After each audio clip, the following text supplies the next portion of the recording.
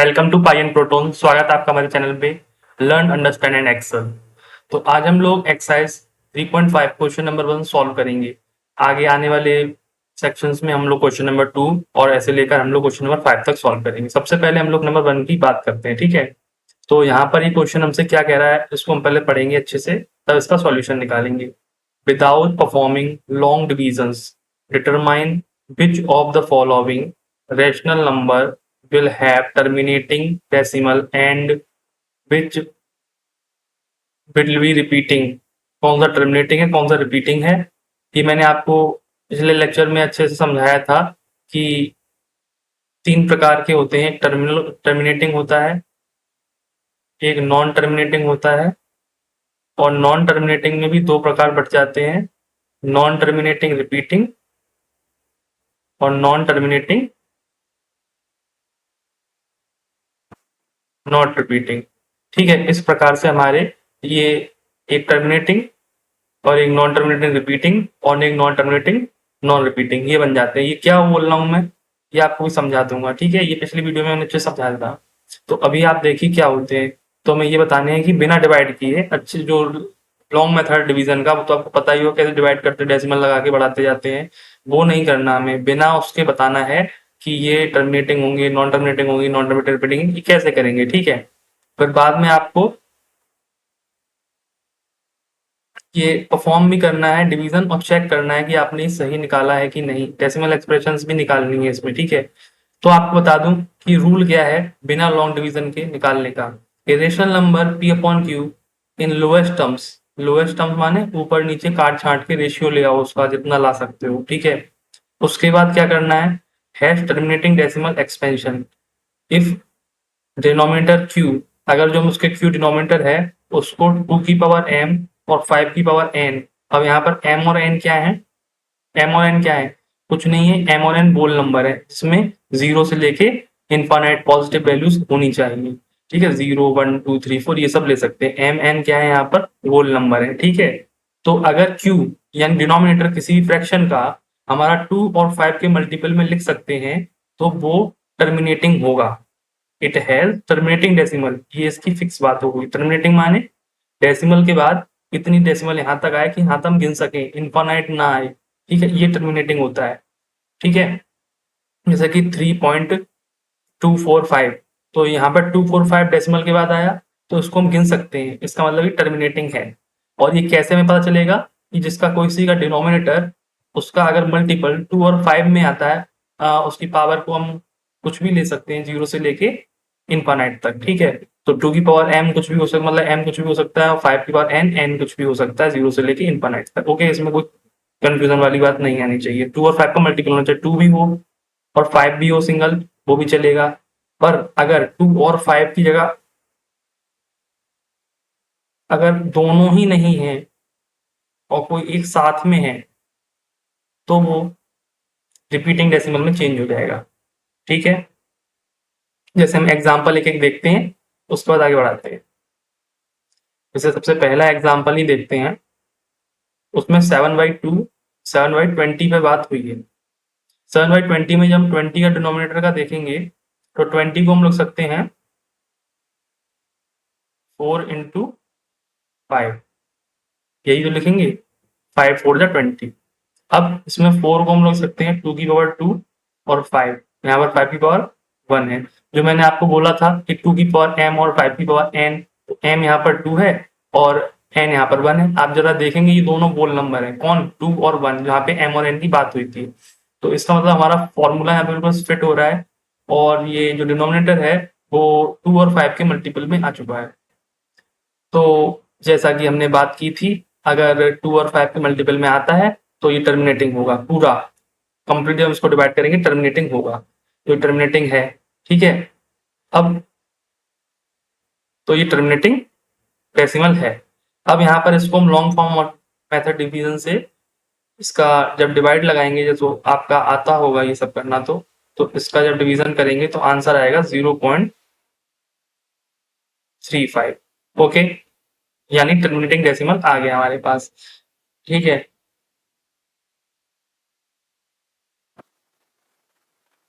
अब एक बार मैं आपको ये भी सिखा देता हूँ कि कैसे हम लोग यहाँ पर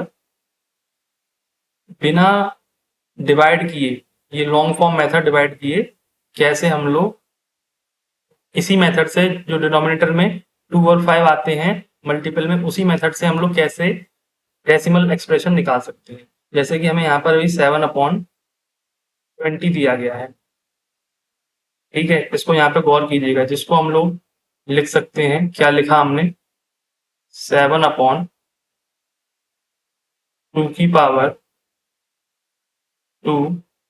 मल्टीप्लाई बाई 5 अब देखो, बिना वो किए, क्या कहते हैं उसको, डिवाइड का है, जैसे ये आपने डिवाइड लगाया है यहाँ पे, बिना इसको डिवाइड को कंप्लीट किए हम लोग इसकी कैसे डेसिमल एक्सप्रेशन निकालेंगे, ठीक है। सबसे पहले हम लोगों ने यहाँ पर नीचे इसके फैक्टर किए 20 के, 2 और 5 में लेके आए। 2 और 5 में आने का मतलब क्या, टर्मिनेटिंग डेसिमल होगा, ठीक है। यहाँ पर ये बात क्लियर होगी इतनी। अब उसके बाद हम इसको डेसिमल में चेंज करने के लिए हम नीचे 10 बनाने की कोशिश करेंगे। अब यहाँ पर देखो, दो 2 है, एक 5 है। जब एक 2 और एक 5 मिला के कितने हो जाएंगे, मल्टीप्लाई 10, 5 2 10, फिर भी एक 2 बचेगा, ठीक है। एक 2 बच रहा है, उसको भी हमें 10 बनाने के लिए एक और 5 चाहिए, और 5 हमारे पास एक ही है। तो हम लोग क्या करेंगे, अपनी तरफ से एक 5 का मल्टीप्लाई करेंगे। जब हमने नीचे उतने का मल्टीप्लाई किया, उतने का ही हमें ऊपर भी करना पड़ेगा, ठीक है। तो इससे हम लोगों ने क्या समझ में आई कि हमें इन दोनों की पावर बराबर करनी होगी जब हमें डेसिमल एक्सप्रेशन निकालना होगा तब। जैसे यहाँ पर 2 की पावर 2 है, तो हमने, और 5 की पावर 1 है, तो हम इसको तो कम नहीं कर सकते ना, इसको बढ़ा सकते हैं, ठीक है।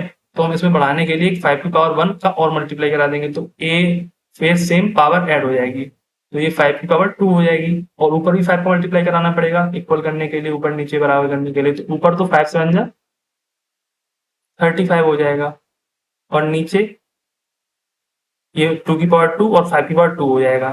फिर ये बी अंदर ये मल्टीप्लाई हो जाएंगे, 5 2 सा 10 हो जाएगा, और इनकी पावर कॉमन हो जाएगी 2, जिसको हम लोग लिखेंगे आगे चल के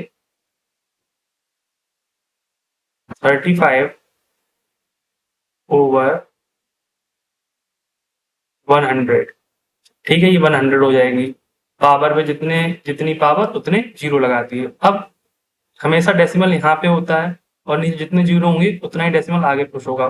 नीचे 2 जीरो तो 1 और 2, तो डेसिमल कहाँ पे आएगा, यहाँ पे। तो हमारा आंसर क्या हो जाएगा, 0.35। तो हमारा आंसर बिना हम लोगों ने डिवाइड लगाए हमारा आंसर निकला है 0.35। ये कब निकाला, जब हम लोगों ने टर्मिनेटिंग डेसिमल थे, ठीक है। अब हम लोग क्वेश्चन नंबर 2 पे चलते हैं। अब इसमें हमारा पॉइंट 2 कह रहा है कि 4/15 का निकालो। तो वही मेथड लगाएंगे कि नीचे जो डिनोमिनेटर है उसके हम लोग फैक्टर करेंगे, तो ये 3 × 5 सिंपली आ रहा है। अब देखो यहाँ पर क्या है कि जो डिनोमिनेटर है वो कंटेन कर रहा है 3, यानी 3 क्या है, 2 और 5 से अलग है ना। तो इसका मतलब यहाँ पर रिपीटिंग डेसिमल आएगा। जो हमारी बात थी वो 2 और 5 की थी, 2 और 5 अगर आते हैं तो ये ट्रू होगा, तो टर्मिनेटिंग होगा। अगर 2 और 5 के अलावा कोई और आता है तो ये रिपीटिंग डेसिमल हो जाएगा, टर्मिनेटिंग तो होगा, non terminating and repeating decimal, ठीक है।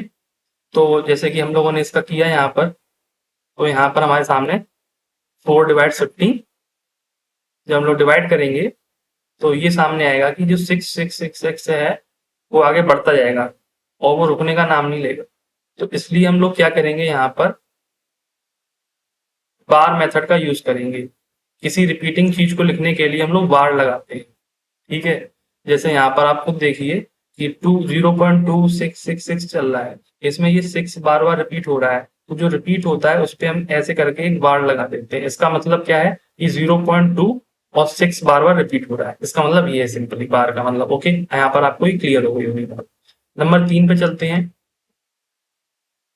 नंबर 3 क्वेश्चन क्या कह रहा है, 13/250। यहाँ पर हम लोग 250 के फैक्टर करेंगे, जो कि हमारे पास आएंगे 2 × 5 की पावर 3। तो आपको ये सिंपली देख के मालूम पड़ रहा है, यहाँ पे क्या मालूम पड़ रहा है कि 2 और 5 के फैक्टर हो रहे हैं, तो ये टर्मिनेटिंग डेसिमल होगा। और इसका भी हम लोग बिना डिवीजन करे डिवाइड डेसिमल एक्सप्रेशन निकाल सकते हैं। कैसे, अब 2 और 5 में दोनों की पावर हमें सेम करनी है। यहाँ पर 2 की पावर 1 है, तो हमें क्या करना होगा, यहाँ पे नीचे की तरफ 2 की पावर 2 का मल्टीप्लाई करना पड़ेगा, तो ऐसे ही ऊपर भी करना पड़ेगा, यानी 13 में 4 का मल्टीप्लाई करेंगे तो 52 आंसर आएगा और नीचे 1000 हो जाएगा। जब हम लोग डिवाइड लगाएंगे तो ये 3 प्लेस आगे आ जाएगा और इस प्रकार से हमारा आंसर 0.052 आ जाएगा। तो आशा करते हैं कि आपको ये क्वेश्चन समझ में आ गया होगा और यहाँ पर जो हिडन कॉन्सेप्ट्स थे वो भी आपके क्लियर हो गए होंगे। एक्स्ट्रा कॉन्सेप्ट मैंने यहाँ पे आपको सिखाने की कोशिश की थी क्वेश्चन नंबर 1 के साथ। हम लोग क्वेश्चन नंबर 2 पे आगे बढ़ते हैं। Perform the long division for 1/13। 1/30 के लिए लॉन्ग डिवीजन परफॉर्म करिए। और क्या आप बता सकते हैं कि 2/30 क्या होगा, 3/30 क्या होगा और 4/30 क्या होगा? इस बारे पे इसने पूछा है। तो देखो लॉन्ग डिवीजन तो आपको करना आता ही होगा, कैसे करते हैं, है ना? तो वो आप कर लीजिएगा। जब आप करेंगे तो 1/30 करेंगे, यानी 30 का 1 से जब डिवाइड लगाएं तो कुछ इस प्रकार का आपके सामने एक सीक्वेंस आएगा जिसमें आपको डिवाइड करना आता ही है और इस तरीके का हमारा कुछ डिवाइड करने के बाद आंसर आएगा, जिसमें से आप खुद देखेंगे 0.07692307692 ऐसे करके आ रहा है, माने 0 देखिए यहाँ पे 0769323 0769323। अब इसके बाद क्या आपको लगता है क्या आएगा? 07923 07693 ऐसे करके आएगा, माने ये सब इतना बार बार रिपीट हो रहा है। तो हम क्या करेंगे, इस पे बार लगा देंगे और इसको आंसर लिख देंगे। ये रिपीटिंग ब्लॉक है हमारा, ठीक है। रिपीटिंग ब्लॉक क्या है यहाँ पे हमारा? 0.76923 ये हमारा बार बार रिपीट होगा। 1/30 का आंसर आएगा, 13 का आंसर आएगा 0.0766923 पे बार।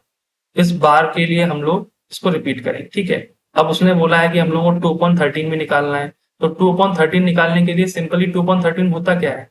2/13 सिंपली होता है 1/13 इंटू 2, मतलब 1/13 का अगर हम 2 में मल्टीप्लाई कर दें तो वो 2/13 बन जाता है। तो सिंपली जो उसका आंसर हम लोग निकाल चुके हैं, इसमें दोनों तरफ 2 का मल्टीप्लाई करा देंगे। जब दोनों तरफ 2 का मल्टीप्लाई करा देंगे तो इस साइड बन जाएगा 2/13 और इसका सिंपली पूरे में 2 का मल्टीप्लाई करा दो, 2 का 0 में 0। इसका पीछे से कराते हैं मल्टीप्लाई, तो पीछे से कराते जाएंगे, 2 3 6, 2 2 4, 2 9 18, वो पूरा क्लियर करके आप मल्टीप्लाई कीजिए। तो ये आपके मेथड है 2/13 निकालने का। 2/13 भी हम इसी की मदद से निकाल लेंगे बिना इसको डिवाइड किए। अब 3/13 कैसे निकालेंगे? जो 1/13 हमने पहले निकाला था तो उसमें दोनों तरफ 3 का मल्टीप्लाई कर देंगे, हमारा 3/13 आ जाएगा।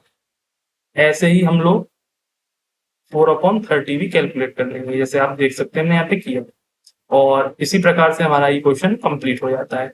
ठीक है, क्वेश्चन नंबर 2 भी कंप्लीट हो गया और यहाँ पे भी जो कॉन्सेप्ट लगा वो आपको समझ में आ गया। ठीक है, क्वेश्चन नंबर 3 क्या कह रहा है? Classify the following numbers as rational और इरेशनल। हमें ये बताना नीचे जो लिस्ट दी गई है उसमें से कौन से नंबर रेशनल हैं और कौन से नंबर इरेशनल है, इस पर हमें चर्चा कर लेंगे।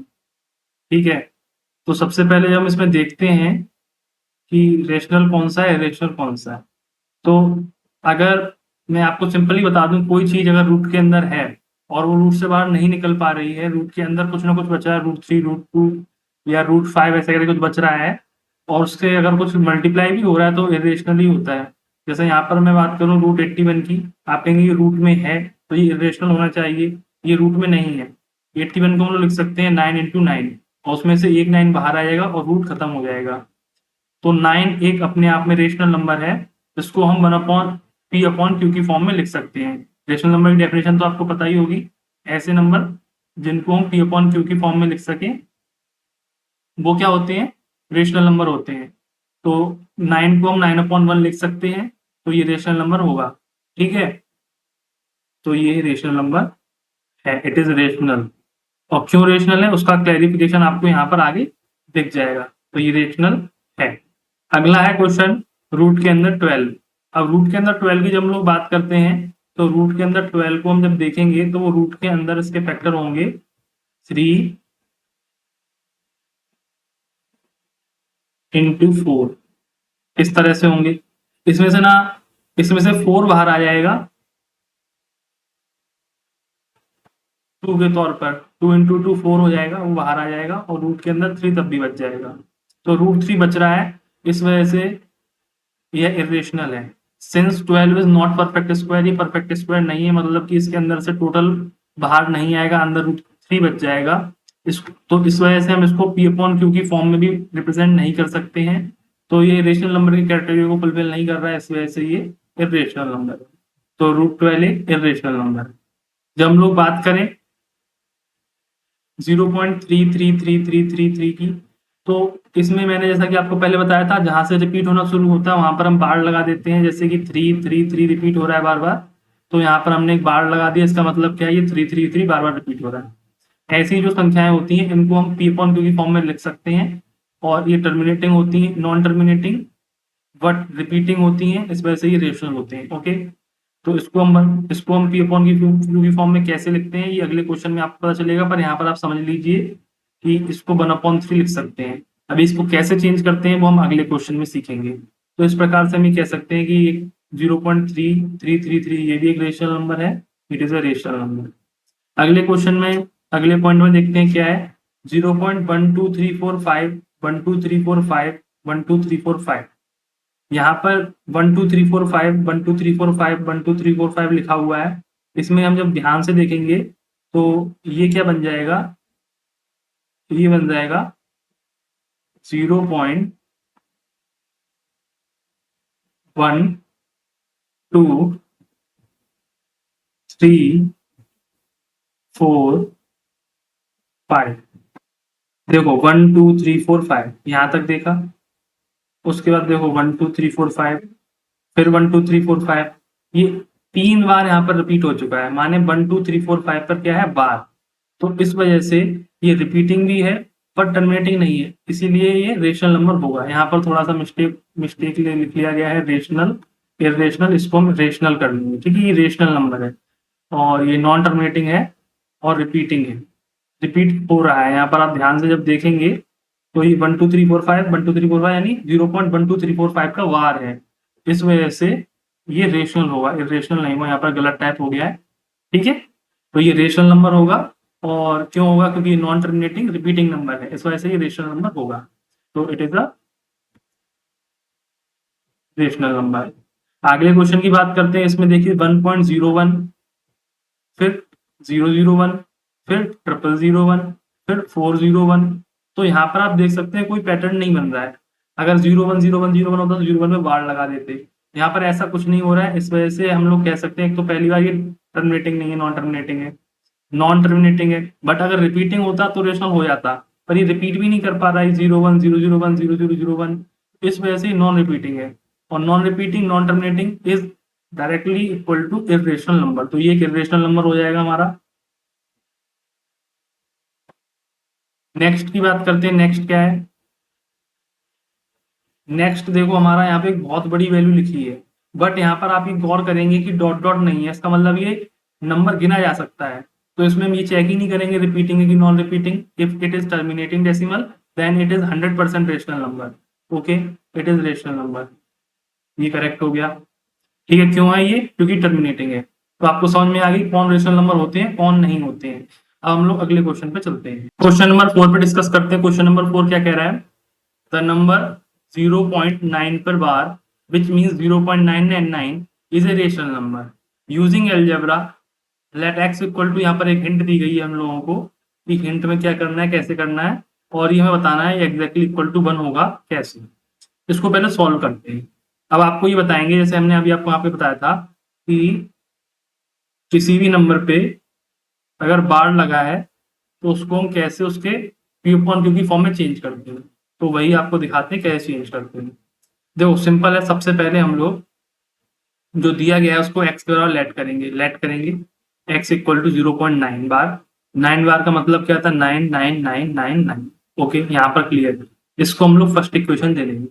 अब जितनी संख्या पर बार लगा है उतनी ही जीरो के आगे एक लगा, जितनी ही संख्या पर बार लगा है उतनी ही संख्या के जीरो के आगे बार लगा। यहाँ पे कितनी डिजिट पे बार लगा है, एक डिजिट पे, एक ही तो डिजिट है, 9 एक ही तो है।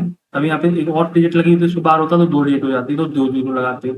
यहाँ पे सिर्फ एक डिजिट पे बार है तो एक जीरो, उसके आगे एक।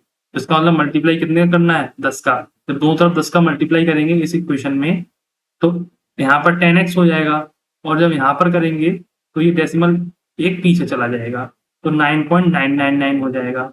इसको हम लोग सेकंड इक्वेशन दे देंगे। फिर हम लोग क्या लिखेंगे, subtract equation first from equation 2, equation 2 में से फर्स्ट घटा देंगे। तो इधर हो जाएगा 10x माइनस एक्स, इधर हो जाएगा 9.99 माइनस 0.99। 9.99 में से 0.99 जाएंगे, बचेंगे 9, 9.000, और 10x में से x जाएगा, बचेगा 9x।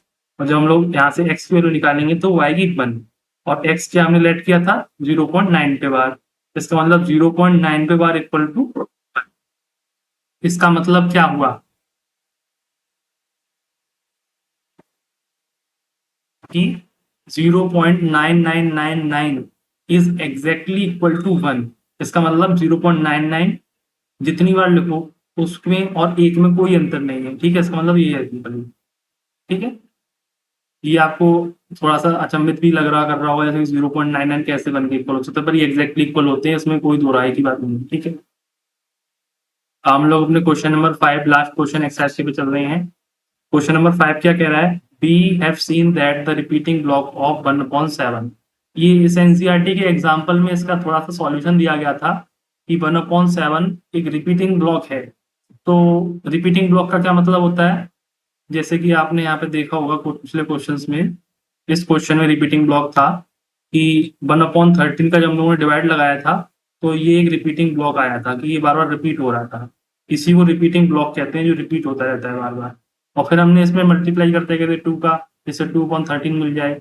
उसी प्रकार से इस क्वेश्चन में भी बात की गई है कि हमें ऐसे 1/7 एक रिपीटिंग ब्लॉक है, यानी कि 1/7 में डिवाइड करते हैं तो 0.142857, इसमें 142857 का रिपीटिंग ब्लॉक आता है, मैंने इस पे बार खड़ा होता है तो ये रिपीट होता रहता है डॉट डॉट इनफाइनाइट टाइम्स, ठीक है।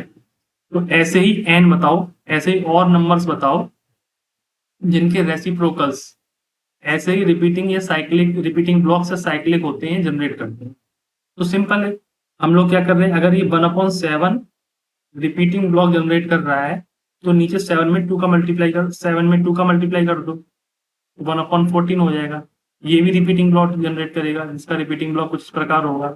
फिर 3 का कर दो, 0 आएगा, रिपीटिंग ब्लॉक होगा। डिवाइड ये मैंने कैसे किया, इसका इसमें डिवाइड लगा के, अगर हम नीचे इधर 2 का मल्टीप्लाई करेंगे तो इधर भी नीचे 2 का डिवाइड करना पड़ेगा। नीचे किया है ना, नीचे करना पड़ेगा, इधर 1 है, 1 में 2 का करेंगे तो डिवाइड होगा, तो ये आ जाएगा। इस प्रकार से हम लोग 1 2 दिखा देंगे कि 14 दिखा दिया, 21 दिखा दिया, 28 दिखा देंगे कि ये रिपीटिंग ब्लॉक वाले टर्म्स होते हैं। n=7 के, यहाँ पर के नेचुरल नंबर, ठीक है। तो इस प्रकार से हमारा क्वेश्चन नंबर 5 भी कंप्लीट होता है, और हम लोगों ने एनसीईआरटी के अभी क्वेश्चन नंबर 5 3.5 एक्सरसाइज सॉल्व कर लिए हैं। यहाँ पर हमारी एक्सरसाइज समाप्त होती है चैप्टर 3 की।